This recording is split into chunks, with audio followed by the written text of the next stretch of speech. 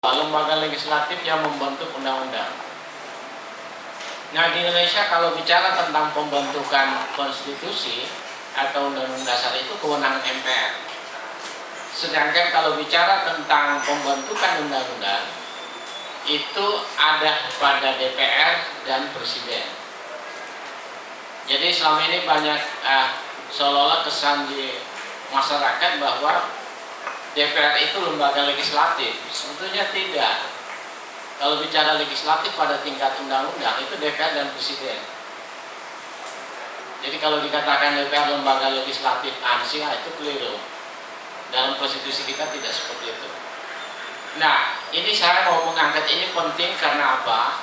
Ada pernyataan SBY waktu itu terkait GKI Yasmin, dia mengatakan gini, ini di depan istana dan di depan wartawan pada waktu itu dia mengatakan gini, sejak otonomi daerah pemerintah pusat sudah tidak punya kekuasaan untuk mengatur pemerintahan daerah.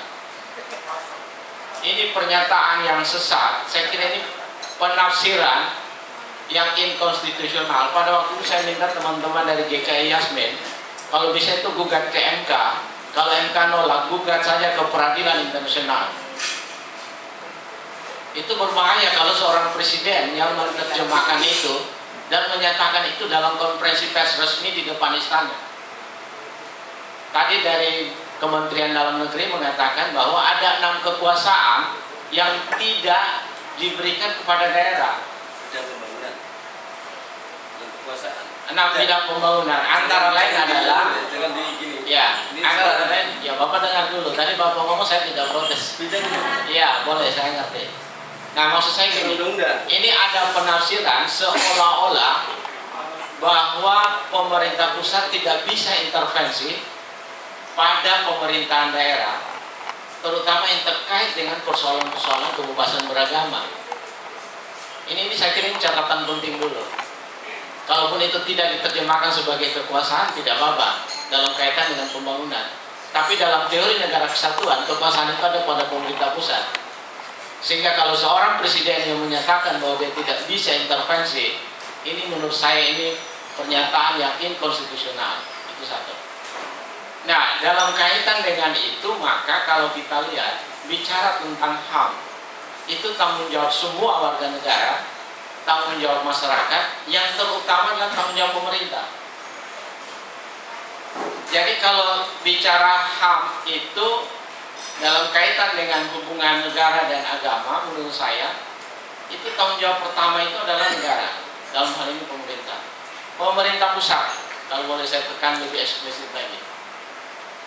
Jadi kalau orang beribadah, kemudian orang untuk urusan izin pembangunan rumah ibadah ada kesulitan, itu sebetulnya pemerintah pusat tidak bisa mengatakan itu persoalan daerah. Kenapa? Karena itu urusan kekuasaan dalam tanda kutip pembangunan yang tidak diserahkan kepada daerah. Artinya apa? Itu tetap menjadi domain tanggung jawab pemerintah pusat. Jadi tidak bisa negara atau pemerintah mengatakan itu sudah otonomi daerah, kami tidak bisa untuk mengintervensi. Padahal itu tidak diserahkan kepada daerah. Nah, ini yang menurut saya gini, ini harus dilihat secara jernih gini. Kalau tadi ada rekomendasi dari Komisi Ombudsman mengatakan wali kota Bogor telah melakukan maladministrasi, saya kira itu tidak sekedar maladministrasi sebetulnya.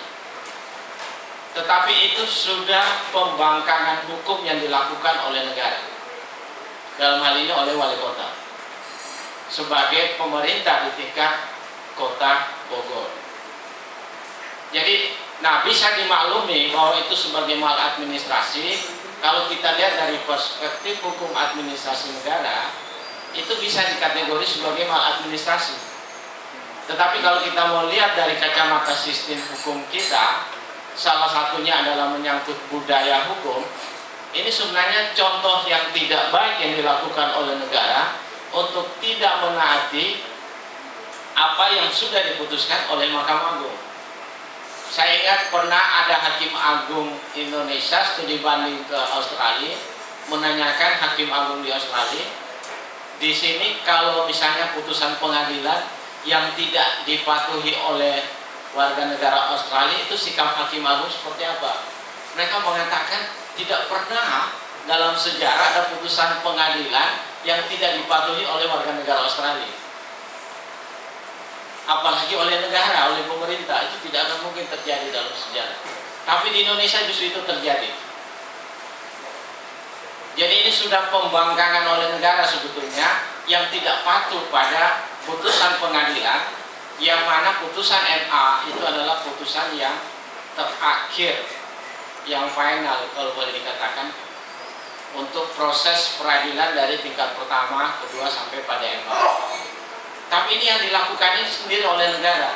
Lalu pemerintah, presiden mengatakan kami tidak bisa intervensi.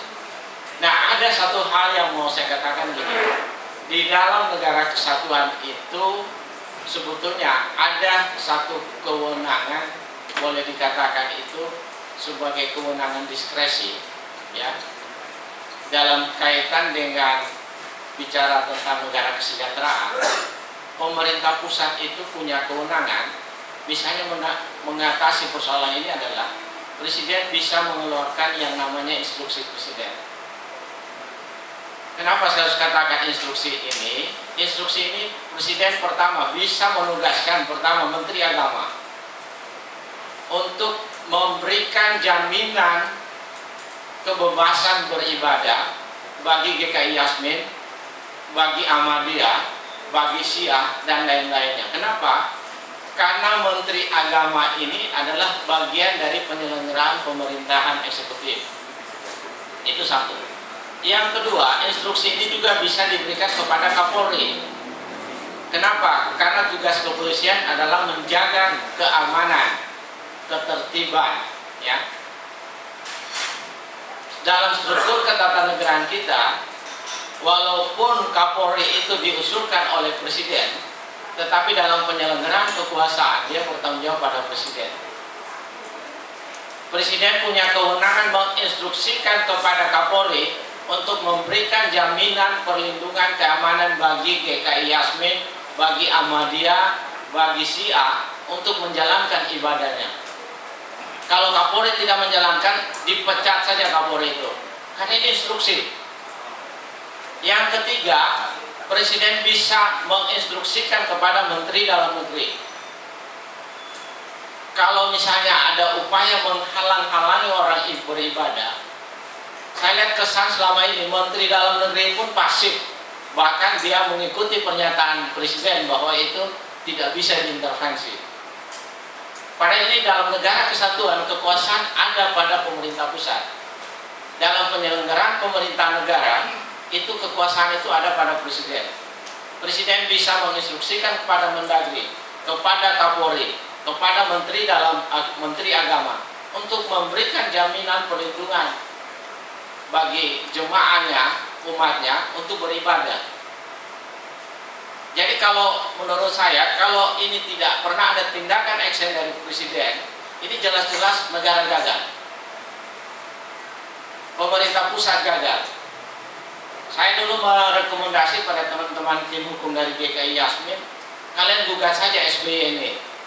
Kemana? Saya katakan, gugat. Kalau tidak MK, kalian langsung ke peradilan internasional. Karena SBY bermimpi satu ketika jadi sekjen PBB katanya.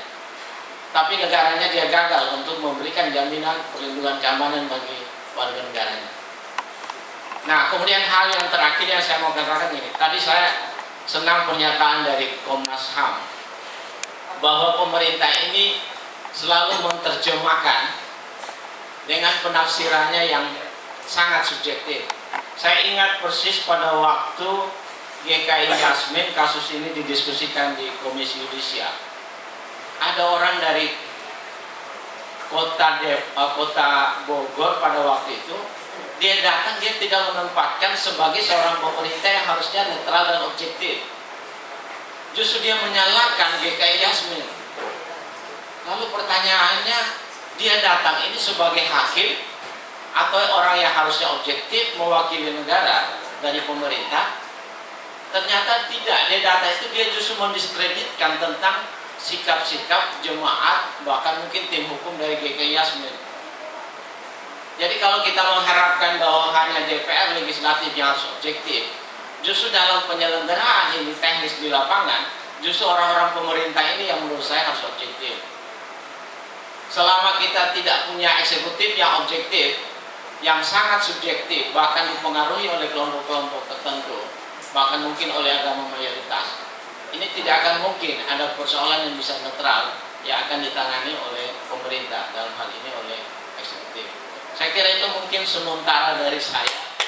Mohon maaf kalau bisa nanti kita lanjut dalam diskusi. Terima kasih Adinda. Jadi lengkaplah sudah dari informasi yang kita dengar dari informasi masukan.